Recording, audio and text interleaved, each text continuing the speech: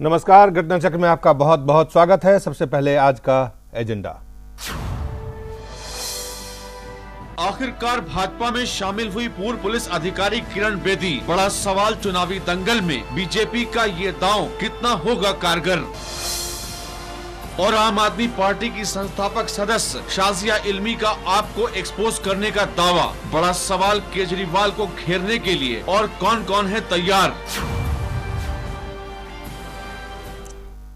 सबसे पहले बात करते हैं किरण बेदी, जैसे दिल्ली में लोग किरण बेदी भी कहते थे, तो ये किरण बेदी जो है क्या बीजेपी के लिए वोट उठा के ला पाएंगे? क्योंकि इन्हें बीजेपी में आज शामिल कर लिया गया है और उन्होंने जो बातें कही है, जिस तरह से बातें कही हैं, उससे कई संदेश और संकेत मिलते हैं। भ्रष्टाचार, आंदोलन और अब सियासत में जब वो आई हैं तो क्या करेंगे, इस पर हम चर्चा करेंगे। लेकिन पहले आपको हम दिखाते हैं वो तमाम बयान जो आज सियासी तौर पे दिए गए। आज मैं यहां हूं उनकी इंस्पिरेशनल लीडरशिप की वजह से।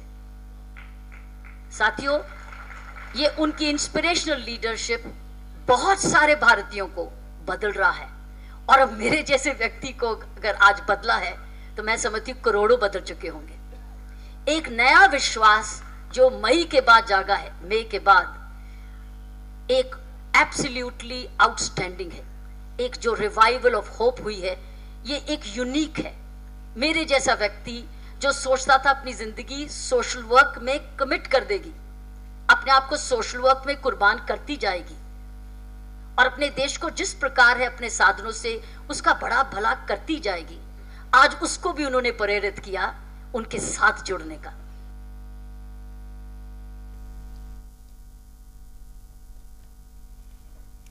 और अमित शाह ने क्या कहे वो भी आपको दिखाता है।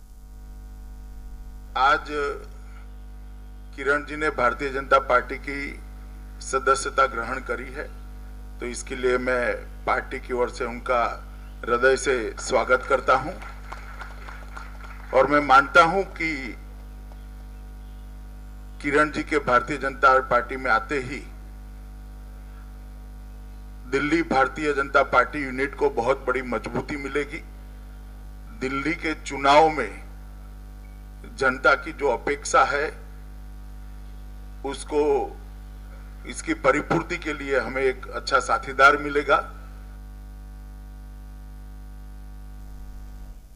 और किरण बेदी चुनाव लड़ेंगी नहीं लड़ेंगी, क्या होगा, इस पे भी उन्होंने बात कही। क्या कहा अमित शाह जी ने, वो आप खुद सुने। किरण बेदी जी ने आज भारतीय जनता पार्टी में प्रवेश किया है। वो भारतीय जनता पार्टी की ओर से चुनाव भी निश्चित लड़ेगी।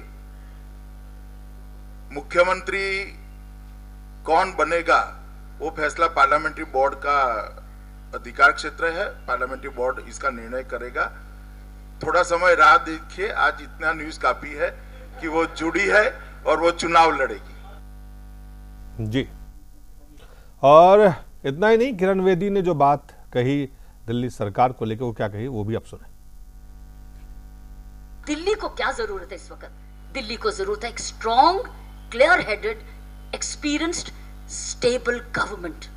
स्टेबल गवर्नमेंट की सख्त जरूरत है इस वक्त। इस देश की राजधानी को दुनिया की नंबर 1 राजधानी बनने का एक सपना है। दिल्ली की राजधानी हो और उसमें हर तरीके की बुराई हो, नहीं हो सकता। हम वो अपना वो 40 साल का एक्सपीरियंस बड़े स्ट्रॉन्ग टीम वर्क से, क्योंकि मुझे काम करना आता है और मुझे काम करवाना भी आता है, वो मैं एक्सपीरियंस करेंगे मिलके। हम करेंगे भी और करवाएंगे भी और जुड़ के काम करेंगे। पब्लिक को जोड़ेंगे, सिटीजन्स को जोड़ेंगे। मेरा कोई भी पुलिस का काम, कोई भी काम अकेले नहीं हुआ है। वो कम्युनिटी के साथ लेके चला, आम व्यक्ति को लेके चला, यूथ को लेके चला, महिलाओं को लेके चला। हम करेंगे भी और मिलके करवाएंगे भी। इससे पहले कि हम आपको आम आदमी पार्टी की प्रतिक्रिया को दिखाएं, हम उपेंद्र जी सबसे पहले आपसे जानना चाहेंगे, ये जो आखिरी आपने सुना कि मेरे अनुभव को, उन्होंने अपने अनुभव को बताया, क्या कह रही थी किरण बेदी, क्या संकेत थे? किरण बेदी साफ संकेत दे रही थी कि वो भारतीय जनता पार्टी की मुख्यमंत्री उम्मीदवार है। जी, घोषणा नहीं की गई है। अमित शाह जी ने भी कहा कि यह पार्लियामेंट्री बोर्ड का अधिकार क्षेत्र है पुस्तकालय में उन्होंने अपनी तरफ से नहीं कहा, लेकिन इन्होंने जो कहा उसका ही मतलब हमें करना आता है और करवाना आता है जी। तो करवाने मेरे अनुभव है। हाँ, तो इनको लगता है कि शामिल होने के पहले कुछ बातचीत हो गई है और हमें लगता है कि हो सकता है मुख्यमंत्री पद के लिए दावेदारी जो उनकी है उनको उन्होंने पेश कर दिया। मुख्यमंत्री पद की दावेदारी पेश कर दी और हमें लगता है कि जो बातचीत हुई होगी उसी के आधार पर ये उसी के आधार पर कर रही है कि आलोक जी, आपको भी यही लगता है? इसमें कुछ अलग आप देखते हैं? आप जो बता रहे हैं तो अभी तुरंत एक योगेंद्र यादव का ट्वीट आया है, वो मैं दर्शकों के लिए बताना जरूरी है। मैं आपकी प्रतिक्रिया फिर योगेंद्र यादव की। मैं कह रहा हूं उसी संदर्भ से आगे निकल रही है। उन्होंने कहा है एक हताशा दिख रहा है जो आप में अचानक से एक झटका सा लगा है, जिसमें उन्होंने कहा है क्या किरण बेदी की वापसी से बीजेपी का मास्टर स्ट्रोक है? तो उनका खुद का जवाब है जी हाँ, एक झटके में सतीश उपाध्याय से पिंड छूट गया है, मोदी जी की फजीहत बच गई है। इसका मतलब आपके लिए वो संकट है, धर्म संकट है कि आपने किरण बेदी को ये जो आखिरी जो उनका जो हमने आपको दिखाया है, क्या वो अपने आप को मुख्यमंत्री पद के दावेदार के रूप में पेश कर चुकी हैं अब भारतीय जनता पार्टी की तरफ से? जो बयान थे, बयान में तो किरण बेदी का लग रहा था और इसी बात के लिए लंबी लड़ाई लड़ रही थी किरण बेदी कि जब तक उनको इस रूप में पेश नहीं किया जाएगा वो नहीं आएंगी। ये बात लंबे समय से चल रही थी। पिछली बार भी आपने इनको मुख्यमंत्री के उम्मीदवार के तौर पर पेश किया था, लेकिन नाम भी जारी किया था, लेकिन उनको यह भरोसा था कि भारतीय जनता पार्टी सबसे बड़ी पार्टी के तौर पे उभर के निकल रही है, तो कहीं उन्हें बलि का बकरा न बना दिया जाए, इसलिए वहां से निकल गई थी और तब से लगातार ये बैटिंग कर रही थी। और आज अपने हिसाब से उन्होंने इसकी पेशबंदी की और ज्वाइनिंग से पहले 2 दिन पहले वो अन्ना हजारे से मिलकर आई हैं। जाहिर तौर पर उसे सहमति लेकर आई होंगी, लेकिन बहुत सारे लेकुना है दिलीप जी। अभी बहुत सारे सवाल और भी हैं हमारे प्रोग्राम में। इससे पहले आपको बता दें हमारे स्टूडियो में रामाधार शर्मा जी कांग्रेस के नेता हैं, अरमान मलिक बीजेपी के नेता है, इरफानुल्लाह खान साहब हैं आम आदमी पार्टी के नेता हैं। इन तमाम नेताओं से भी हम बात करेंगे, लेकिन उससे पहले आम आदमी पार्टी के प्रवक्ता संजय सिंह ने क्या कहा वो आपको हम दिखा देते हैं। आज जानकारी मिली कि किरण बेदी जी ने भारतीय जनता पार्टी की सदस्यता ग्रहण की है। ये हम सब लोगों को आश्चर्य करने वाली घटना थी। इसलिए आश्चर्य करने वाली घटना थी कि राजनीति में आने के सवाल पे ही उन्होंने फैसला लिया था कि उनको जीवन भर गैर राजनीतिक रह के अपने आंदोलन के माध्यम से जनता की आवाज़ को उठाना है, जनता की सेवा को करना है। और उन्होंने फैसला लिया कि वो राजनीतिक दल या किसी राजनीतिक पार्टी में नहीं जाएंगे। आज जब उन्होंने भारतीय जनता पार्टी की सदस्यता ली तो इससे हम सारे लोगों को आश्चर्य हुआ, लेकिन ये जरूर स्पष्ट है कि जिन आंदोलन के साथियों ने इस बात का विरोध किया कि राजनीतिक प्रक्रिया में शामिल नहीं होना चाहिए, आज वो सारे लोग उन्हीं राजनीतिक प्रक्रियाओं में शामिल हो रहे हैं। ये जरूर एक प्रश्न खड़ा करता है लोगों के सामने। जी, सवाल तो ये भी है संजय सिंह जी कि अरविंद केजरीवाल भी कभी पार्टी बनाने के पक्षधर नहीं थे। बहुत सारे नेता जो अन्ना के आंदोलन से निकले वो सियासत में नहीं आना चाहते थे, लेकिन आप सब लोगों ने भी पार्टी भी बनाई और सियासत में भी आए, सरकार भी बनाए, फिर चले भी गए। सबसे पहले इरफानुल्लाह खान साहब आपसे, क्या ये बीजेपी का आम आदमी पार्टी के खिलाफ मास्टर स्ट्रोक माना जाए? मुझे नहीं लगता। ये दिवालियापन है बीजेपी का, भारतीय जनता पार्टी का, जो आज से पहले ये कह रही थी कि मोदी जी को सामने रखकर चुनाव लड़ेंगे। मोदी जी हमारे सम्मानीय नेता हैं, उन्हीं के नाम से हमने पूरे देश में जाने जाते हैं। आज वो किरण बेदी की बात शुरू हो गई है, तो मुझे लगता है कि अभी देखिए क्या क्या होगा और बीजेपी का दिवालियापन और नजर आएगा जैसे जैसे चुनाव करीब आएंगे। और जिस तरह से वो इंपोर्ट कर रही है लीडर्स को, जो कैडर बेस्ड पार्टी अपने आप को कहती थी, वो वहां से लेकर आ रही है एक्सपीरियंस, जो पुलिस का एक्सपीरियंस रहा है और पुलिस का जो रोल है दिल्ली के अंदर, वो सबके सामने। वो कल तक आपके साथ थी, तब आपको हमारे साथ वो आंदोलन में थी। आंदोलन में बहुत लोग साथ थे, हम तो आंदोलन के साथी हैं उनके। हम तो कहते हैं कि उनका बहुत सहयोग रहा है उस आंदोलन में, इसीलिए वो जब तक आंदोलन में थे तब तक बिल्कुल वो नहीं। आज वो आंदोलन, आज वो पुलिस ने आज जो आप उनको एक्सप्लेन कर रहे हैं उसमें लग रहा है कि पुलिस अधिकारी होना कोई गुनाह नहीं, या उनकी जिस एक्सपीरियंस की वो बात करके पार्टी में आ रही हैं और पार्टी को बहुत ज्यादा आगे बढ़ाना चाहती हैं, तो मैं समझता हूँ कि वो तो उनका फ्लॉप शो होगा।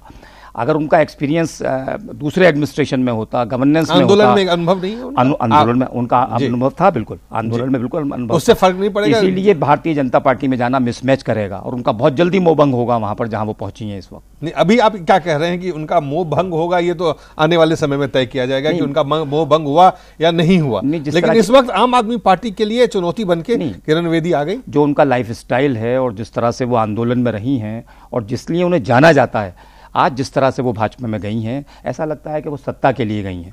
वरना अगर मोदी जी को ना मजबूत करना था और मोदी जी में कोई चमक नजर आ रही थी तो 2014 के इलेक्शन से पहले क्यों नजर नहीं आई? उस वक्त मदद करने की जरूरत थी।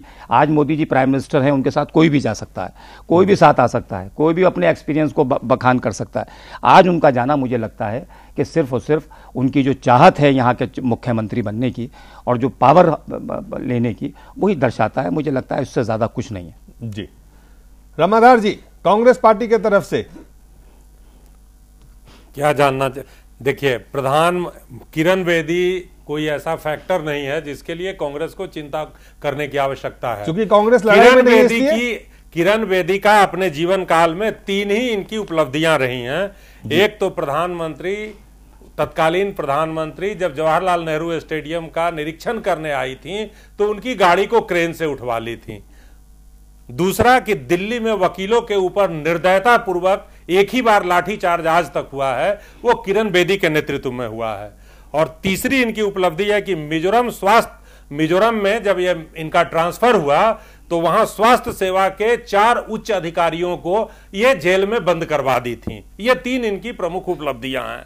और बीजेपी के लिए तो ये भ्रष्टाचार के खिलाफ आंदोलन में जुटी रही वो तो बीजेपी अन्ना जी को मैनेज करके यहां लाई थी सब आंदोलन कराने के लिए।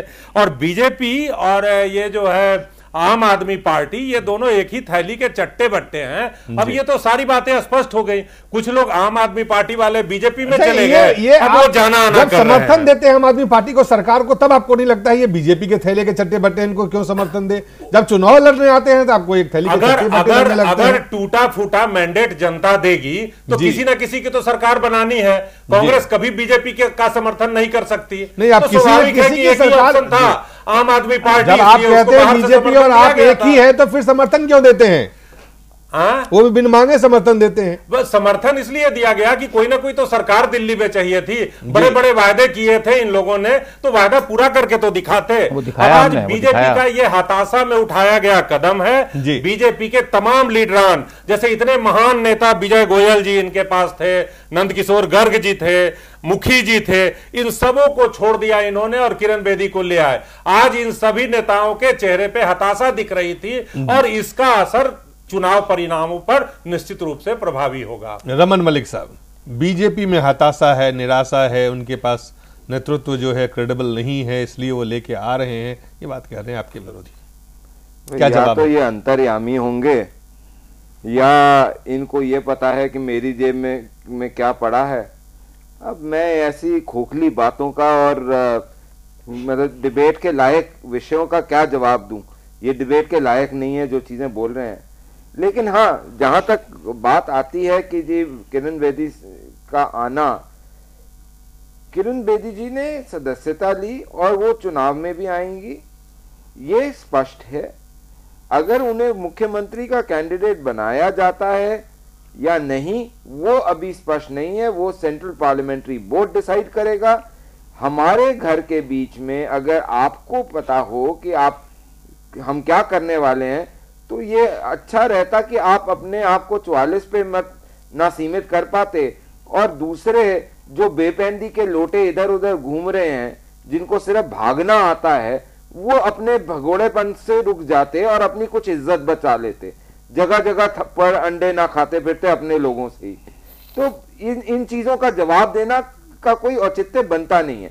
बनता डिबेट ये है देखना कि क्या दिल्ली को एक अच्छी स्वस्थ सरकार देनी चाहिए, एक दृढ़ सरकार देनी चाहिए, या एक ऐसी सरकार देनी चाहिए जो एक दूसरे के विरोधियों का जमावड़ा हो।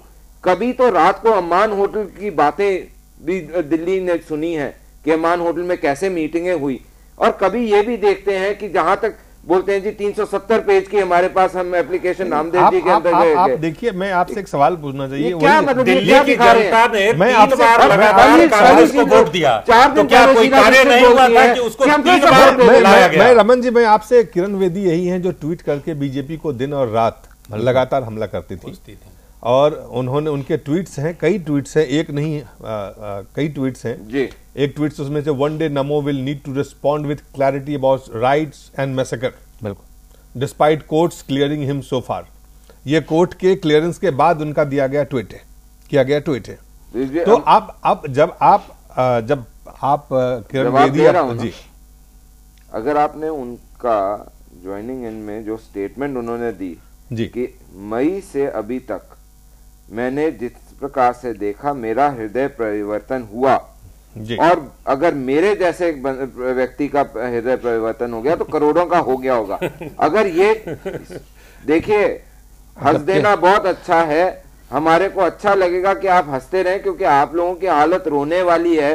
कभी तुम लीडरशिप की भीख मांगते हैं, एलओपी की, और कभी कुछ भीख मांगते हैं। आपके पास भी आप 8 अपनी सीटें लेकर भीख मांग रहे थे कि हमारे को हमारे से सरकार में हमारे को सुरक्षा दी। बीजेपी तो उसको छोड़ दीजिए। लेकिन हृदय प्रदर्शन कौन सा हॉस्पिटल में गई थी? नहीं, देखिए क्यों नहीं हो सकता, क्यों आज अगर आज की डेट में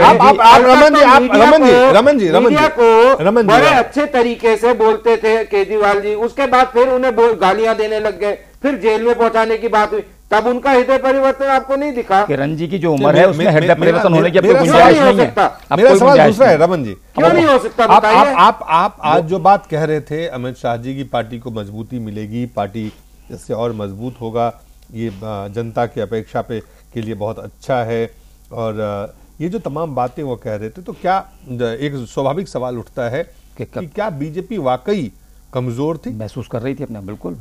देखिए, change is the only constant in life. आप जितना एक राजनीतिक पार्टी जो कि डेमोक्रेटिक हो, अगर आप उसको स्ट्रांग करना चाहते हैं तो आपको कहीं से भी अच्छाई मिले, आपको वो ग्रहण करनी चाहिए। और जो लोग इस चेंज को इग्नोर करते हैं वो अपने मृत होने का प्रमाण दे रहे होते हैं। Rigidity is the death of ideology. चलिए, बड़े अपने अंदाज में आलोक जी, अपने अंदाज में रमन जी ने जवाब दिए हैं, और इस अंदाजे बयां को कैसे देखा जाए कि बीजेपी के लिए ये क्या दौर जो इस वक्त किरण बेदी पे बीजेपी ने दौर लगा दिया है, ऐसा नजर आ रहा है?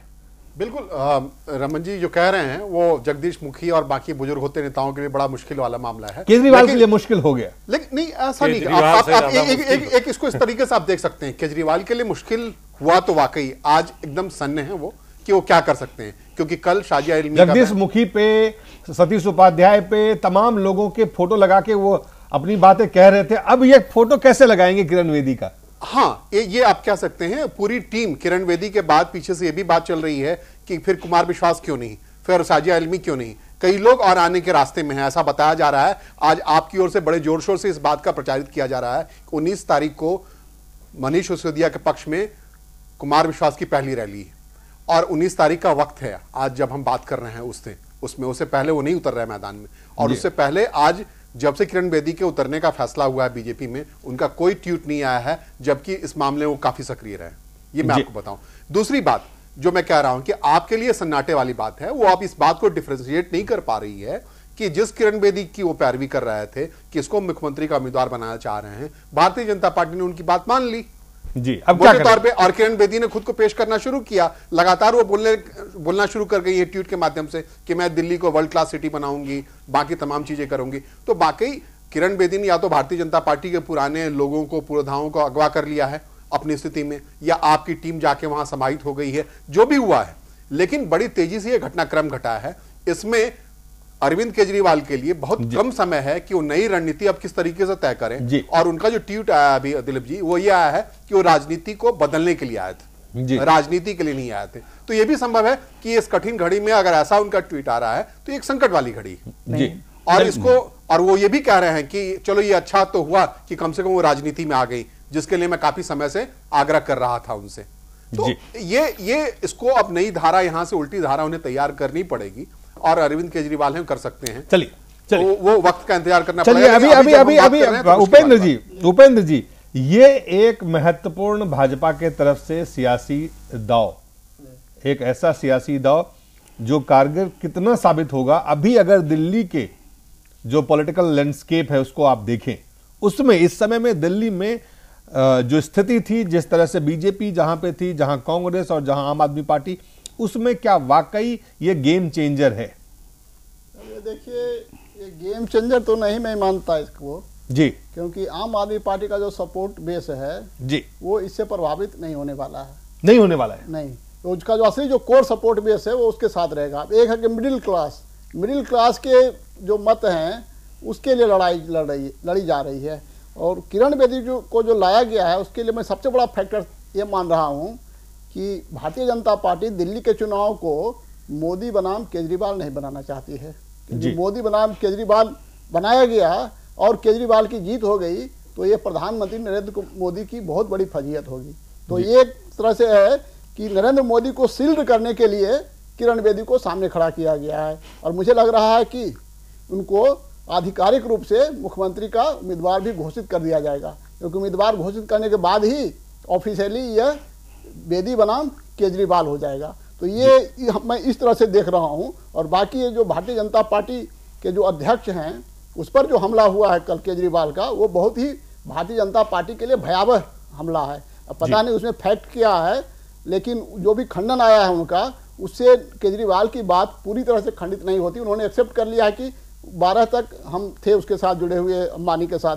फिर है कि जो मीटर का, जो तेज मीटर का मामला है, दिल्ली का बहुत बड़ा मामला है, ये कोई छोटा मामला नहीं है। इससे जितने परिवार हैं दिल्ली के सब प्रभावित हैं, सबको लगता है कि तेज मीटर है। तो तेज मीटर का आरोप भारतीय जनता पार्टी के प्रदेश अध्यक्ष पर डाल करके एक बहुत बड़ा उन्होंने उस पर समझे कि अब डिमोलिशन का काम किया है, जिससे भारतीय जनता पार्टी को समझ में नहीं आ रहा था कि अब क्या होगा। क्योंकि अगर मुख्यमंत्री का उम्मीदवार नहीं घोषित करते हैं तो उपाध्याय ही सबसे बड़े नेता माने जाएंगे और लोगों की नज़र में ये रहेगा कि उपाध्याय ही मुख्यमंत्री भी बन सकते हैं, जैसे महाराष्ट्र के बन गए। महाराष्ट्र में जो अध्यक्ष थे उन्हीं को बना दिया मुख्यमंत्री। तो ये एक तरफ में भी वही हुआ। झारखंड में खैर अध्यक्ष तो नहीं थे, लेकिन हाँ दो बार अध्यक्ष रह चुके थे क्राइसिस के समय में, और उप मुख्यमंत्री भी रह चुके थे। लेकिन ये जो नरेंद्र मोदी को शील्ड करने के लिए अमित शाह की एक स्ट्रेटजी के तहत भी किरण बेदी को लाया गया है। अब ये हो जाएगा मुकाबला किरण बेदी बनाम केजरीवाल। अगर भारतीय जनता पार्टी की हार होगी तो किरण बेदी के सिर पर डाल दिया जाएगा, पहले हार होती तो मोदी के सिर पर डाला जाता। तो जी ये रणनीतिक एक आप कह रहे हैं स्ट्रेटेजिक मूव है बीजेपी की तरफ से। मूव है, क्योंकि रामलीला ग्राउंड की जो सभा हुई उसमें जो नरेंद्र मोदी का भाषण था पहले के भाषणों से एकदम अलग था। पहले के भाषण में जो उनका तेज होता था, उसमें जो जोश होता था, वो नहीं दिखाई पड़ रहा था। जितने हमले उन्होंने केजरीवाल पर किए, कोई भी हमला में दम नहीं लग रहा था कि भाई आप एनआरकी हो तो नक्सलवादियों के बीच क्यों नहीं चले जाते, जंगल में क्यों नहीं चले जाते। तो हमें लगता है कि जो भीड़ जुटी हुई थी उसको भी देख करके प्रधानमंत्री कुछ नर्वस हुए होंगे। कोई कम नहीं कि उपेंद्र जी, ये आप लोगों का अपना मत है और आप करिए ये। मैं 2-3 बहुत स्पष्ट बातें बोल दूं कि हमारी बात होती है यहाँ पे, हम दिल्ली के अंदर इस समय भाग की प्रतियोगिता है। भाग। अच्छा, क्या आपको लगता है कि इसमें 2 भाग हैं? सुन लीजिए पहले। मुख्यमंत्री का नाम आपने नहीं किया घोषित, क्या इसमें भी नहीं घोषित करेंगे या करेंगे? देखिए, हम अपनी स्ट्रैटेजी के तहत क्या करते हैं इसका निर्णय ना मीडिया करेगा ना ऑपोजिशन करेगा, हम करेंगे। कब करेंगे वो भी अब आपको उचित समय पर बता दिया जाएगा। उसके लिए आपको आप पूरी बात भागने की 2 चीजें हैं। एक हमारी तरीका है, हम जब बोलते हैं भाग तो हमारा होता है सबका साथ सबका विकास, जो कि पार्टिसिपेशन है एक तरफ। दूसरा होता है भाग, जहां बोरिया बिस्तरा लो और भाग लो। ये फर्क है यहां पे एक चीज। दूसरी चीज, जहां मीटर की बात कर रहे हैं वहां आपको यह भी याद रखना चाहिए कि जो सब्सिडी का पैसा दिया गया वो डायरेक्टली उसी साल में 322 करोड़ रुपए का अनिल अंबानी को फायदा भी होता है।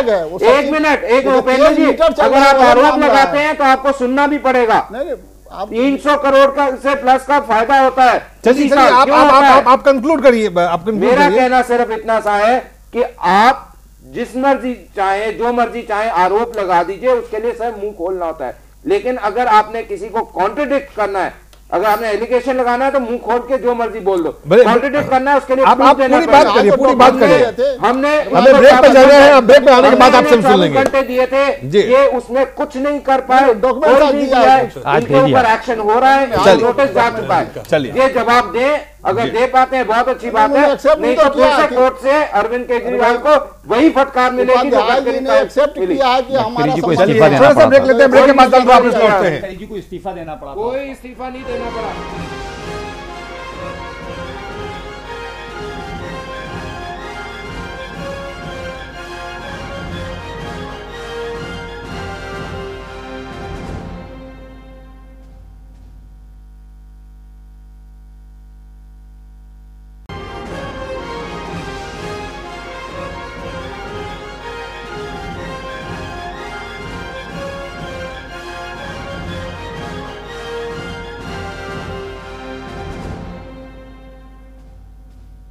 हम चर्चा कर रहे थे कि किस तरह से भाजपा दिल्ली को जीतने के लिए तमाम तरह के मोर्चे आम आदमी पार्टी के खिलाफ खोल चुके हैं। साथ साथ जिस तरह से आज किरण बेदी जो पूर्व पुलिस अधिकारी हैं बीजेपी ज्वाइन करती हैं और जिस तरह के बयान आते हैं, केजरीवाल ने स्वागत किया, लेकिन केजरीवाल के तमाम जो उनके जो सेनापति हैं वो लगातार इस बात को, कुमार विश्वास ने कहा कि ये जयचंद किरण बेदी को जयचंद से उन्होंने तुलना की है।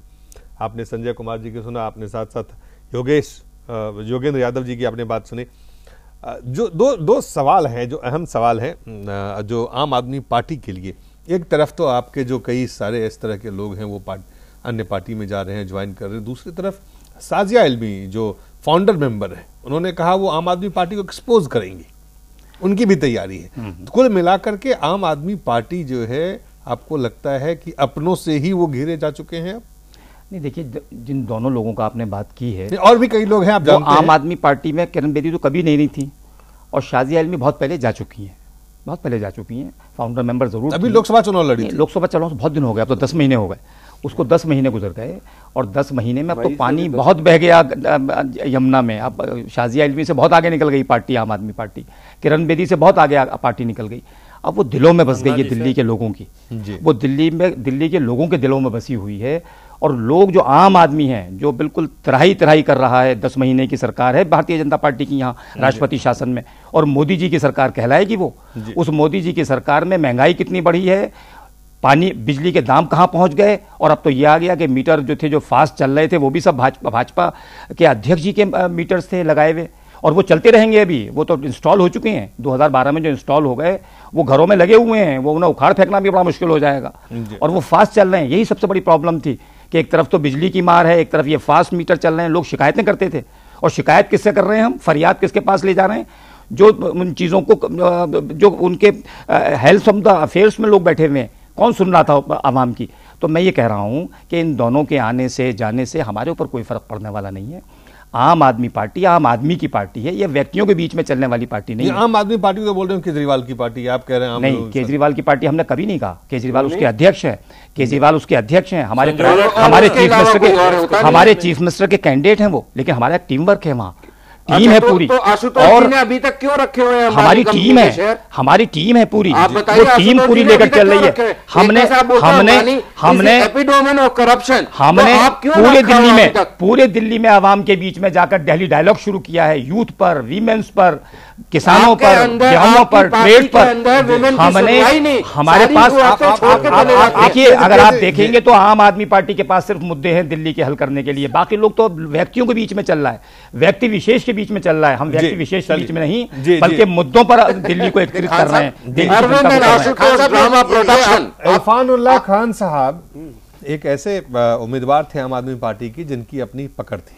इस बार वहां से जिनको उम्मीदवार बनाया गया, ये भी जानते हैं कि वो एक पैसे वाले व्यक्ति हैं, और ये जो है पैसे का वहां पे खुला खेल हुआ है। और ये आप जानते हैं, अगर मैं आपसे ये सवाल पूछूं कि आपको दरकिनार करके एक पैसे वाले को टिकट देना, क्या आम आदमी का यही पार्टी का जो आपने दावे किए थे यही चरित्र था? नहीं, देखिए जहां तक वो तो व्यक्तिगत मामला है। नहीं, व्यक्तिगत नहीं है, ये सवाल है उन मूल्यों से जुड़े हुए, जिन मूल्यों को लेके आप चुनाव में लड़ने गए थे। नहीं, देखिए ऐसा है, अगर पार्टी ने बार बार कहा है कि अगर किसी व्यक्ति पर कोई केस, व्यक्ति के उसके चाल चरित्र पर कोई बात उठती है तो हमारे आपने लगातार जो कहा कि पैसों का खेल हमें रोकना है चुनाव में, आपने लगातार चुनाव सुधार की बात की, आपने लगातार चाल चरित्र और चेहरा सियासत के बदलने की बात की, आप वही चाल चरित्र और चेहरा लेके फिर सियासत में लाते हैं। तो ऐसे में जो सवाल आप कह रहे थे कि आम आदमी पार्टी दिलों में है, दिलों में ये भी बातें थी, ये भी हैं, आज भी हैं और आज भी स्क्रूटनी हो रही है। ये मैं जिम्मेदारी से आपसे कह रहा हूं कि अगर हमारे कोई उम्मीदवार गलत साबित होगा या उसके बारे में कोई बात आएगी तो हमारे यहाँ लोकपाल भी बना हुआ है, उसकी एक कमेटी, प्रोफेसर आनंद की कमेटी बनी हुई है और वो कमेटियां स्क्रूटनी कर रही हैं। एक्शन में अब उल्टा है, नहीं कर रही है हमारी आप एक्शन में उल्टा है। इरफान साहब, जो आपके माध्यम से मैं एक सवाल पूछना चाहूंगा कि जो इन्होंने अभी कहा, अगर उसी को पैमाना लिया जाए तो इसका मतलब इनकी टिकट कटने का मतलब ये है, क्या ये बोल रहे हैं कि इनके ऊपर कोई आरोप है? नहीं रमन जी, ये दूसरी बात कह रहे हैं, कह रहे हैं इनको अब भी उम्मीद है कि जिनको टिकट मिला नहीं, ये नहीं कह रहे हैं, ये कह रहे हैं पार्टी तय करते हैं। लेकिन मेरा जो सवाल था, मेरा सवाल बड़ा स्पेसिफिक था उपेंद्र जी, कि आप जिस चाल चरित्र और चेहरा की बात करते हैं, आप जिन सियासत में जिन मूल्यों की बात करते हैं, जिन मूल्यों को लेकर आप लड़ाई कर रहे हैं, उन मूल्यों के विपरीत आप टिकट देते हैं। नहीं देखिए ऐसा है, देखिए और आप फिर आप कहते हैं कि आप दिल में रहते हैं। देखिए 70 उम्मीदवार सेल्फी खिंचवाने के दिल्ली में 70 सीटें हैं, 70 सीटों पे उम्मीदवार उतरने हैं, लेकिन बाकी लोग बहुत काम करेंगे। रमन जी करता है बात सुनिए, 70 सीटें हैं दिल्ली में, 70 विधानसभाएं हैं, उससे ज्यादा तो हम कैंडिडेट खड़ा नहीं कर सकते। बिल्कुल 70, ये ऐसा भी नहीं हमारी पार्टी में 70 ही लोग हैं, अच्छे उम्मीदवार हमारी पार्टी में अच्छे उम्मीदवारों को दरकिनार करके जो पैसे वाले उम्मीदवार हैं उनको इंपोर्ट करना सियासत में जरूरी है। हमने सियासत जो मापदंड तय किए हैं, आप देखेंगे जब हमारा आखिरी नॉमिनेशन की लास्ट डेट होगी, आप किसी एक उम्मीदवार पर कोई उंगली नहीं उठा सकते। उस दिन कह सकते हैं आप, अगर उसके बाद भी कोई आदमी रह जाता है, ऐसा व्यक्ति जिस पर कोई इल्जाम लगा है, अगर वो चुनाव में रह जाता है, लेकिन उपेंद्र जी तो ये मैं समझता हूँ आप हमसे कह सकते हैं क्रिमिनल केसेस हैं, उनको पॉलिटिकल केसेस है, पॉलिटिकल केसेस है, अपनी जगह है। रमन जी बदलाव आया है उपेंद्र जी, आम आदमी पार्टी का जो चरित्र है वो पिछले चुनाव और जो साजिया इल्मी जो कह रही है वो एक्सपोज करने वाली है, वो क्या एक्सपोज करेंगे? हमें तो नहीं लगता कुछ एक्सपोज कर पाएगी। बार बार उनको ऐसी सीटों से लड़ाया गया जहां हार जाए। एक्सपोज होने के लिए भी जो व्यक्ति है उसके पीछे, उसके पास भी तो एक मोरल हाइट होना चाहिए जी।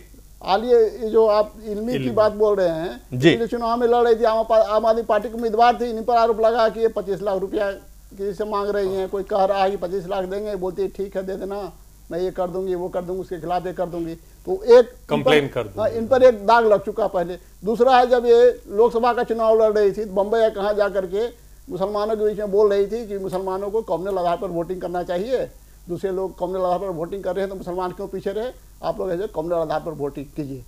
तो ये जो दो बातें है, इससे नहीं लग रहा है कोई बहुत ग्रेविटी वाली लीडर हैं, इसलिए ये जो कहेंगी वो कोई बहुत ज्यादा लोग उसको ये करेगा, ये मैं नहीं मानता हूँ। साजिया इल्मी हमें लगता है कोई फैक्टर ही नहीं है, किरण बेदी फैक्टर है, लेकिन साजिया इल्मी जो भी कहेंगी जो भी करेंगी। और एक तीसरा दाग भी लग गया है झाड़ू देने वाला जी, वो एक साफ सुथरे जगह पर को गंदा करके झाड़ू दिया और उसका वीडियो आया।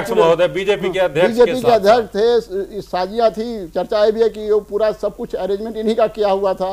जो सेंटर जो है क्या बोलते हैं इंडिया इस्लामिक सेंटर का जो चेयरमैन है उसके साथ इन्होंने ही मध्यस्थता की थी और सब कुछ इन्हीं का स्टेज मैनेज था।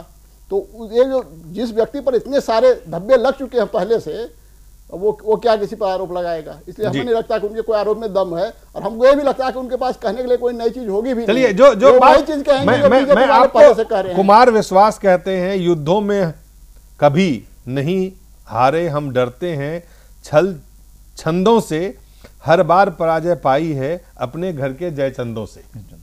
तो आम आदमी पार्टी के तरफ से एक तरफ से इरफान साहब कह रहे हैं कि नहीं इसका कोई फर्क नहीं पड़ेगा, जो प्रतिक्रियाएं हैं वो काफी, आप इस तरह की जो इसका जो इस्तेमाल होता है धोखेबाज, देशद्रोही, गद्दार, इस ऐसे इसलिए इसका इस्तेमाल किया, जयचंद का इस्तेमाल होता है। ये मैं विश्वास को भी बहुत सीरियस लीडर नहीं मानता है, सब तुकबंदी करने वाले लोग हैं। ये भी एक तरह की तुकबंदी है, बिना सिर पैर की तुकबंदी है। पूरा पढ़िए ना तक, ये बिना सिर पैर की तुकबंदी है। आप अपनी हार स्वीकार कर रहे हैं।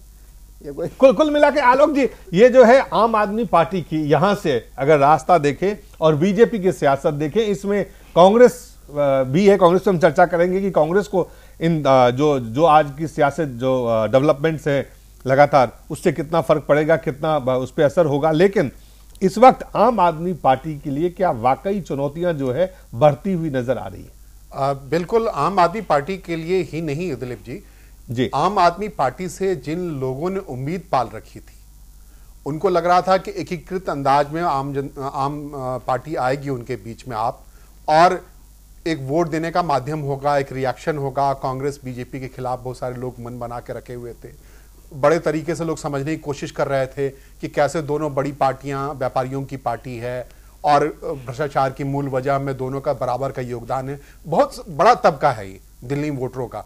इन सबको लग रहा था एक तीसरा विकल्प, एक मजबूत विकल्प मिल गया है और उसके जरिए वो अपने को इजहार कर सकते हैं। लेकिन अब वो विकल्प अचानक से बिखरता हुआ नजर आ रहा है। ये बड़ा झटका है, आपको कह दूं, किरण बेदी का वहां से निकल जाना, या किरण बेदी का भारतीय जनता पार्टी के खेमे में आकर के उसके नेतृत्वकर्ता के तौर पे खुद को पेश करना, इसको लेकर के वाकई सदमे में है। और आपको बताएं, जिस ढंग से आरएसएस को लेकर बातें कही जाती है, रूमर स्प्रेडिंग सोसाइटी, तो उसका एक बड़ा योगदान होता है। इनका जो प्रचार तंत्र है, इतना बड़ा व्यापक प्रचार तंत्र है कि अभी से तत्काल शुरू होना शुरू हो गया कि अब एक लड़ाई चल रही है ट्विटर वाला जवाब पे, के वर्सेस के, केजरीवाल वर्सेस किरण बेदी, जिसमें ये महिमा मंडल में कहा जा रहा है कि डॉक्टर किरण बेदी पीएचडी हैं तो दूसरे जो हैं ग्रेजुएट हैं, फिर दूसरे ये कहा जा रहा है एक आईपीएस हैं तो दूसरे आईआरएस हैं, एक कहा जा रहा है, इसी में कहा जा रहा है एक टफ हैं तो दूसरा कफ से गृहित हैं। तो ये इस ढंग से ये सारी चीजें कहीं ना कहीं आपको आपके बीच से ही जयचंद की बात जो कह रहे हैं, एक बड़ा व्यक्ति निकाल करके इस ढंग से पेश कर दिया गया है, जहां कहीं ना कहीं केजरीवाल खुद कह रहे हैं कि एक सरेंडर की भूमिका में है। तो एक नेता ऐसे सरेंडर की भूमिका में आ जाए तो उन सबकी उम्मीद, उन सबके सपने टूटते हुए नजर आ रहे हैं जो झुग्गियों में बड़े पड़े हैं। ऐसा नहीं, चला आपके पास भी आते हैं, रमन जी आपके पास भी आते हैं। आंदोलन से निकली पार्टियों में टूट फूट होना स्वाभाविक लाल सलाम होता ही रहता है, सफेद सलाम विरोध होता रहा। खत्म हो जाएगा। हमारी पार्टी कभी थी नहीं हो, जी हमारी पार्टी से थोड़ी रमाधार जी, कांग्रेस पार्टी इस बीच में किरण बेदी और केजरीवाल के बीच में कहां है? न किरण बेदी से कांग्रेस को कोई फर्क पड़ रहा है, न केजरीवाल से पड़ रहा है। कांग्रेस के पास जो भी कैंडिडेट हैं, जो भी यहां मजबूत हमारे ताकतवर उम्मीदवार हैं, उन सबों को लेके पूरी ताकत से कांग्रेस चुनाव लड़ेगी। जनता भगवान है, वोटर भगवान है, वो जिसको चाहेगा उसको अपने वोट का प्रसाद देगा। जितना हमको मिलेगा हम उतने से संतुष्ट रहेंगे। और 15 साल तक यहां लगातार हमारी सरकार रही है। 3 चुनावों में लगातार दिल्ली के जनता ने कांग्रेस को वोट दिया है, तो कुछ ना कुछ तो कांग्रेस लोगों के हृदय में है, तभी 3 चुनाव लगातार जितवाई है। और चौथी मर्तबा हो क्या, कौन जानता है चौथी मर्तबा फिर हम लोगों को जितवा दे। हम पूरी मजबूती से चुनाव लड़ेंगे। अगर कोई पूर्व अधिकारी या अधिकारी इतना कैपेबल होता तो अपने देश की यह दुर्दशा नहीं होती आज तक। अपने देश की यह जो दुर्दशा है, यह सिर्फ इन ब्यूरोक्रेट्स के कारण है। एक दिल्ली में मैं एक बात कहना चाहूंगा, किरण बेदी का जब जिक्र हो रहा है, प्रधानमंत्री को सीधा कर दिया था। एक मौका दीजिए। किरण बेदी के बारे में संसद के अंदर जब वकीलों पे उन्होंने लाठी प्रहार किया था, उस समय के होम मिनिस्टर ने संसद के अंदर कहा था कि अब इस व्यक्ति को कोई भी एक्टिव पुलिसिंग में नहीं, यशवंत राज चौहान ने कहा था कि एक्टिव पुलिसिंग में नहीं रखा जाएगा। और यही वजह था कि किरण बेदी को दिल्ली पुलिस कमिश्नर का चीफ नहीं बनाया गया, उस रिकॉर्ड में था। तो कई बार ये इतने अतिरंजना की शिकार होती जाती रही हैं। यही वजह था कि भारतीय जनता पार्टी में जो आई हैं, फिर भी अमित शाह खुल करके ये बात नहीं बोलने की स्थिति में दिख रहे हैं कि लेकिन जो आप जो ये वक्त इसमें इसलिए लगा आपको। 18 मिनट पूरे 18 मिनट बीजेपी के मूर्धन्य लीडर अटल बिहारी वाजपेयी ने इस इशू पर लोकसभा में वक्तव्य दिया था। वकीलों के लाठीचार्ज के इशू पे आश्वासन दिया था। आलोक जी, एक ट्वीट है विजय गोयल का, welcome Shrimati the Kiran Bedi into Bharatiya Janata party. The Kiran Bedi, I am certain that under her inspirational leadership, BJP will win and Delhi will grow. वरिष्ठ नेता है, हाँ ठीक है, भारतीय जनता पार्टी के। ये क्लियर कट सिग्नल है दिलीप जी, ये क्लियर कट सिग्नल है कि भारतीय जनता पार्टी ने उन्हें अपने नेतृत्वकर्त्री के तौर पर, और विजय गोयल वो नेता हैं जो लीडरशिप को स्वीकारने में दिल्ली में कई नेताओं एक बात और साबित होती है, इससे एक बात और साबित होती है कि हर जगह नारा ये था कि मोदी जी के नेतृत्व में चुनाव लड़ेंगे जी। लेकिन जब ये रैली फ्लॉप हुई है मोदी जी की 10 तारीख वाली, मुझे लगता है बड़ा घटनाक्रम हुआ है। और बीजेपी को बहुत तेजी से उस घटनाक्रम को अपना डैमेज कंट्रोल करना पड़ा है। और बीच ही में सतीश उपाध्याय जी का ये चैप्टर आ गया, मीटर मीटर मीटर भाग रहे हैं बहुत तेजी से, और उसके पीछे कौन भाग रहा है मालूम है, सतीश उपाध्याय भाग रहे हैं। तो लिहाजा मुझे लगता है कि डैमेज कंट्रोल है कि वो किरण बेदी जी को सामने लाकर जो मुद्दों से भटकाना चाहते हैं, दिल्ली के जो मुद्दे हैं उन पर आना ही नहीं चाहते। उन मुद्दों पर हम क्या करेंगे? वो मुद्दे स्टेटहुड देंगे नहीं देंगे दिल्ली को, जो बीजेपी ने पहले कहा था 30% बिजली के लिए कहा था, बिजली देंगे नहीं देंगे, करेंगे नहीं करेंगे, क्या स्कूल खुलेंगे नहीं खुलेंगे, क्या सड़कें बनेंगी नहीं बनेंगी, क्या एमसीडी के करप्शन पर रोक लगेगी नहीं लगेगी? कितना बड़ा भ्रष्टाचार है जिसको खुद किरण बेदी जी ने उठाया था, यदुरप्पा के करप्शन को उठाया है, उस पर क्या होगा? आज भाजपा का जो मॉडल रोल है यहाँ दिल्ली में एमसीडी है, एमसीडी है। अगर आप देखें तो एमसीडी रोल मॉडल है। भाजपा का रोल मॉडल दिल्ली कॉर्पोरेशन है, एमसीडी है, जहां बेसिक एमिनिटीज मिलती हैं गरीब आदमी को, आम आदमी को, वो रोल मॉडल है। उसमें कितना बड़ा करप्शन है। ऑटो पर आप किरण बेदी वर्सेस केजरीवाल के पोस्टर चिपके होंगे जो जगदीश मुखी हट जाएंगे वहां से। हम दिल्ली के मुद्दों को उजागर करेंगे पूरे इलेक्शन में। अब इलेक्शन शुरू हो गया, अब इलेक्शन शुरू हो गया, हम मुद्दे उठाएंगे। वीमेन की सुरक्षा कैसे होगी, नौजवानों का क्या होगा, रोजगार कैसे मिलेंगे, वो छोड़िए, दिल्ली कैसे बढ़ेगा? आप जब करते हैं अटेंडेंस होती नहीं है, लेकिन हमारे यहाँ देखिए एक दिन का इशू था किरण बेदी जी का, हमारे ऊपर हमें अफसोस हुआ, अरविंद जी को भी अफसोस हुआ, कुमार विश्वास को भी अफसोस हुआ कि एक आंदोलन की साथी इस तरह से एक ऐसी पार्टी के साथ जाती है, ऐसी जगह पहुंचती है जहां पर जिस भ्रष्टाचार के खिलाफ हम कांग्रेस के लड़े थे उसमें भाजपा का भ्रष्टाचार भी था उस वक्त, क्यों येदियुरप्पा का भी भ्रष्टाचार था। आखिर आप इतना क्लीन नहीं रह गए? क्यों नहीं रह गए हम? क्यों बिल्कुल रह गए। अगर आप क्लीन थे, अगर आप ये समझते हैं आप आखिर किरण बेदी, हम ये समझते हैं किरण बेदी जैसी व्यक्ति ये सवाल जाकर मिसमैच करेंगे। मैं वही सवाल, क्या आपकी क्रेडिबिलिटी इतनी खराब हो चुकी है? क्या आपकी स्थिति वाकई अब जो विश्वसनीयता थी वो खत्म हो गया है, इसलिए किरण बेदी जैसे लोगों को आप कह रहे हैं कि वो चली गई, उनको जाना पड़ रहा है? नहीं, मैं कह रहा हूं गलत जगह चली गई, वो गलत जगह चली गई। आप सही जगह नहीं थे। अगर हमसे लड़ना था नई पार्टी बनाती वो, नहीं, वो आप सही जगह पार्टी बना के आती। अगर वो आज आपसे नया देना चाहती हो, हम भी गलत जा रहे हैं। वही कह रहा हूं, आज वो आपके आमने सामने है, इसका मतलब वो आपसे लड़ना चाहती है। हमारे सामने नहीं है, हमारे सामने नहीं है, हमारे सामने बिल्कुल नहीं है। हमारे सामने भाजपा है, कांग्रेस है, भाजपा और हमारे मुद्दे हैं, हमारे भाजपा के नेता हैं। अभी तो तय करेंगे, वो कह रहे हैं तय करेंगे। या जो भी ऑफिसर थे हरियाणा के जिन्होंने वाड्रा वाले केस में क्लीन चिट दी थी, इन लोगों ने उनको टिकट दी थी, किस बेसिस पे दी थी? और उनके ऊपर बकायदा करप्शन के बतेरे इल्जाम है, क्यों दी थी? नहीं, हमारे यहाँ कोई ऐसा केस नहीं। बात यह है कि करप्शन जिसके ऊपर इल्जाम लगा हो। चलिए, हमारे पास समय कम है, समय कम है रमन, हमारे पास समय कम है, रमन हमारे पास समय कम है, इसलिए बहुत कम शब्दों में ही हम चाहेंगे। रामाधार जी, कांग्रेस के लिए इससे कोई फर्क नहीं पड़ता है कांग्रेस के सेहत पे जी, क्योंकि आप लड़ाई में 100 दिनों में नहीं, ये 10 महीने की मोदी सरकार की विफलताएं जनता के सामने हैं। हम उन मुद्दों पे ही चुनाव लड़ेंगे और निश्चित रूप से जनता का आशीर्वाद हमें मिलेगा। आलोक जी, रामाधार जी अपनी चीजों को कह रहे हैं तो मजाक जैसा लग रहा है कि कोई फर्क नहीं पड़ा है, लेकिन मैं दूसरी बात कह दूं कि कांग्रेस इस बार बेहतर मुकम्मल तैयारी से आ रही है। नहीं, कांग्रेस से नहीं, मेरा सवाल है किरण बेदी के आने के बाद दिल्ली के सियासत पे जो बीजेपी का दाव है, जो साजिया इल्मी का दावे हैं, इन चीजों से क्या जो सियासत में कितना परिवर्तन होने वाला दिल्ली में? बड़ा परिवर्तन होने वाला है। जो बीजेपी की बी टीम के तौर पे केजरीवाल पे काम करते रहने का आरोप था, अब ए बी टीम एक जैसी होती दिख रही है। अब सीधे सीधी लड़ाई जो होगी वो कांग्रेस से कहीं ना कहीं लड़नी पड़ेगी। कांग्रेस कितनी मजबूती से खुद को पेश करती है उस बात पे निर्भर करता है, लेकिन एक बड़ा माइलेज दिखता है। आप ये कह रहे हैं कि किरण बेदी के आने के बाद से आप कमजोर होगा, इसका मतलब? मेरा ये कहना है कि हाँ, आप पे ये इल्जाम लगेगा कि वो इतना बड़ा नहीं बन पाया है कि अपने अंदर बड़े बड़े लोगों को रख पाए जी। वो बहुत छोटे तौर पे एक व्यक्ति तक सीमित रह गया है, आप ये कहेंगे? मैं ये कह रहा हूं बिल्कुल सिकुड़ गया है, ऐसा सिकुड़ता जा रहा है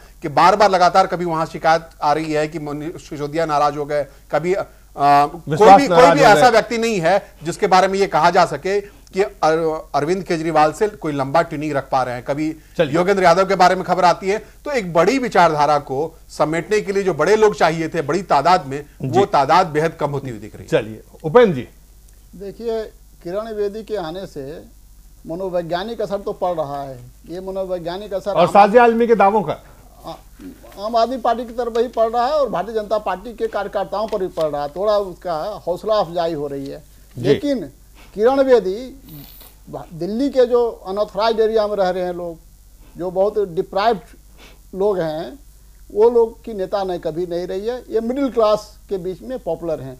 तो मिडिल क्लास में खतरा था भारतीय जनता पार्टी को, कहीं मिडिल क्लास भी उधर ना भागे, क्योंकि जो डिप्राइव्ड क्लासेज हैं वो आमतौर पर उसकी सहानुभूति, आमतौर पर सपोर्ट फिक्स्ड हो गया है, वो उसको चेंज करना बहुत ही मुश्किल है। और पुलिस वालों से सबसे ज्यादा प्रताड़ित मिडिल क्लास और लोअर मिडिल क्लास ही होता है। करप्शन से जो पुलिस की छवि इन दोनों क्लास में कभी अच्छी नहीं रहे। करप्शन से पीड़ित है, ऑलरेडी उसका साइड पकड़ लिया है, चाहे वो युद्ध भी हो या किरण बेदी हो। लेकिन जो मिडिल क्लास का जो सपोर्ट बेस है उसको इंटैक्ट रखने में थोड़ी बहुत सहायता जरूर मिलेगी, लेकिन हमें नहीं लगता कि इसे कोई बहुत बड़ी सहायता मिलेगी या पूरी फिजा बदल जाएगी, ऐसा हमको नहीं लग रहा है। जी रमन जी, देखिए इस दौर से, शाजिया इल्मी के दावे से, देखिए शाजिया जी आपके पक्ष में क्या वाकई चीजें बदल जाएंगी?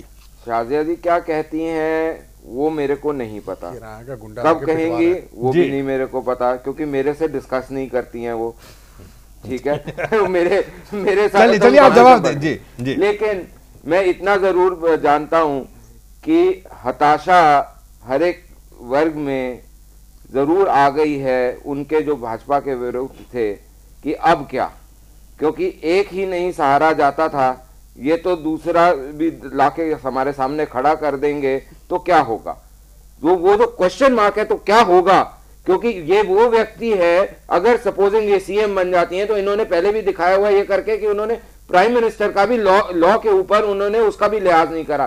तो जो जिनकी इंडस्ट्रियां चल रही थी, ये जो नए नेता बन के कोशिश करते हैं कि जी हम सेटल करा देंगे, ये करा देंगे, वो करा देंगे, वो लोगों का भी बंटाधार हो जाएगा। जो पुराने बैठे हुए एजेंसियां हैं उनका भी बंटाधार हो जाएगा। तो इस तरीके की भावना से जिनके बसे बसाए बिजनेसेस खत्म हो रहे हैं उनको रोना पड़ रहा है। और जहां तक की सबसे बड़ी बात है कि मेरे को तो ये समझ नहीं आता कि वो व्यक्ति जिसने जाते जाते भी 400 करोड़ की सौगात दे दी हो, वो किस मुंह से बोलता है, और जो अपने आप झूठा है वो क्या करेगा? चलिए आपको फायदा कितना, अब लीडरशिप आपको मिल गया लगता है? देखिए भाजपा अगर लीडरशिप मिल गया होता तो ना है ना रहेगी, पार्षदों को लपड़ नहीं करना पड़ता। चलिए रामादास अपना आधार रखिए। सिर्फ आपसे स्पेसिफिक सवाल है कि जितने आंदोलन के लोग हैं, दंगा तो आप कराते हैं। एक सेकंड रमादार जी, रमन जी, समय कम है। दंगा तो पुराने आप कराते हैं। रमादार जी, रमन जी, समय कम है, इसका ध्यान रखिए सिर्फ कि आम आदमी पार्टी अब केजरीवाल पार्टी बन के रह गया। जितने भी आपके या तो समर्थक थे या जितने भी ईमानदार लोग थे या चेहरे थे, कई लोग उसमें से अब या तो नाराज हैं या बिदक गए हैं या अलग हो गए या अलग हो रहे हैं। कहीं ना कहीं आपको लगता है कि विद इन द पार्टी, जो बात आलोक जी ने कही, जो बात उपेंद्र जी ने कही, या जो बात कह रहे हैं कि एक अक्षमता है उन तमाम लोगों को अपने मकसद से बांध के रखने में। मकसद बड़ा था लेकिन अब मकसद से बड़ा व्यक्ति हो गया, और शायद यही कारण है कि ये टकराव हुआ और कई व्यक्ति जो है अलग अलग होके अलग अलग दिशा में चलते। नहीं, ऐसा नहीं है। देखिए, जब बड़ी पार्टी होती है और पार्टी आगे बढ़ती है और उसका विकास होता है तो ये सब चीज़ें तो आएंगी, लेकिन अच्छा ये रहता है कि जो लोग कमिटेड लोग हैं और सिद्धांत जो पार्टी के साथ आए, क्योंकि कोई सिद्धांत नहीं बचा, कोई कमिटमेंट नहीं बचा, इसलिए लोग चले गए। नहीं, ऐसा तो नहीं, ऐसा नहीं किसी भी फाउंडिंग, आप देखिए बहुत कम ऐसा उदाहरण आपको मिलेंगे कि इतने कम समय में जो संस्थापक सदस्य हो वो अलग होते जाए। नहीं, संस्थापक ठीक है, जब पार्टी बनती है कुछ तो कारण होगा। अब देखिए कुछ तो कारण होगा। संस्थापक सदस्य हमेशा साथ रहेंगे ऐसा तो होता नहीं है, ऐसा होता नहीं है। जल्दी भी छोड़ के चले जाएंगे। लेकिन उस संस्थापक सदस्य की जिम्मेदारी बनती है कि जिन सिद्धांतों पर वो इकट्ठा हुए थे, अगर कोई बात होती तो पार्टी में रखें उसे, संगठन की जिम्मेदारी नहीं है। नहीं, संगठन की जिम्मेदारी, उनकी भी जिम्मेदारी है कि पार्टी के फोरम्स पे रखें। कहीं ना कहीं संगठन विफल हुआ ये तो आप मानेंगे, आपका संगठन विफल हुआ ये तो आप मानेंगे। हमारा संगठन विफल नहीं हुआ है, बाहर कर दिया। आप सिद्धांत विहीन हो गए, आप लक्ष्य विहीन हो गए, आप उद्देश्य विहीन हो गए, और इसलिए जो है कमिटमेंट आपके लोगों से, लोगों का मोह भंग होकर लोग जा रहे हैं। ऐसा नहीं है, गंभीर चार्ज लगा रहे हैं। नहीं, ये सवाल है। नहीं, जितने लोग आ रहे हैं, कोई टिकट पाने के लिए आ रहा है, कोई मुख्यमंत्री बनने के लिए पैसे वाले आ रहे हैं, पैसे वाले आ रहे हैं जो टिकट पाने आ रहे हैं। दिलीप जी, वो पैसे वाले। दिलीप जी ये कह दिए पलायनवादियों की पार्टी है, और जैसे जैसा मौका लगता है पलायन कर जाते हैं लोग। मुख्यमंत्री और भी देखिए, पलायनवादी जहाँ तरीके से और वहां से निकल गए थे। ये कह रहे हैं कि ये उसी चीज का असर है जो चीज आपने किया था 49 दिनों के बाद। मुख्यमंत्री नहीं, जैसे हमने मुख्यमंत्री 49 दिनों कुर्सी के छोड़ बाद के तो भाग खैर गए, वैसे ही उनके वो अलग दल के नेता लोग परिस्थितियां पार्टी थी। छोड़ मोह भंग हो रहा है। नहीं, मोह भंग नहीं हो रहा। देखिए, एक दो लोगों के जाने से आप ये कहें कि पार्टी के अंदर मोह भंग हो गया, तो आप बाकी पार्टियों का देखेंगे तो पूरी पूरी पार्टी चली जाती है, पूरे एमएलए चले जाते हैं। एक दो लोग रह गए। और देखिए हो क्या रहा है जी, किरण जी का जाना, किरण जी जिस तरह से गई हैं, ये दर्शाता है कि मोदी जी का जो चमत्कार था भाजपा समझ रही है वो कम हो रहा है। दिल्ली में चलने वाला नहीं है, चमत्कार पे आप दिल्ली में चलने वाला नहीं है अब, इसीलिए किरण जी को लाया गया है। और देखिएगा एक हफ्ते के बाद कहेंगे किरण जी से भी नहीं चला तो किसी और लाएंगे। हार तस्लीम कर लीजिए, ये मान लीजिए आप, भाजपा ने सरेंडर कर दिया है कि हमारे पास कोई व्यक्ति नहीं है जो केजरीवाल का मुकाबला कर सके। अगर उनके पास हिम्मत हो, वो घर के भेदी को लाए हैं, घर के भेदी को लाए हैं, बेदी को नहीं लाए हैं। घर के भेदी लंका ढाए, अब वो तय नहीं है। आप कह रहे हैं घर के भेदी को लाए हैं, लेकिन परेशानी भारतीय जनता पार्टी के पुराने और घाघ नेताओं को अब ये पता चलेगा वो लंका किसकी ढाएंगी। जी, अभी ये तय होगा इस इलेक्शन में किसकी लंका ढाई जाएगी। धन्यवाद इरफान साहब, रमन जी, उपेंद्र जी, आलोक जी और रमाधार जी, आप सबका बहुत बहुत धन्यवाद।